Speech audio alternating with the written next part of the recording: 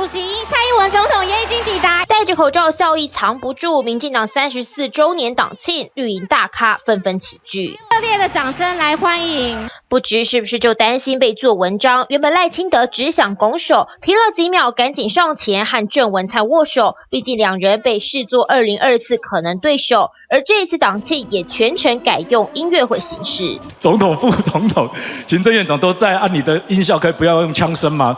有点敏感。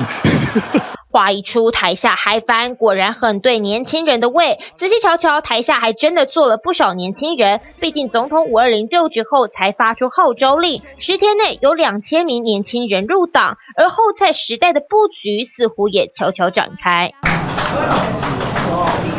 立法院长游锡堃做东，找回民进党创党元老叙旧，这难道也是正国会想借机扩大实力吗？不止这样，多位正国会立委也提出修宪，将原来宪法中中华民国领土依其固有疆域文字，改成领土范围为宪法效力所及。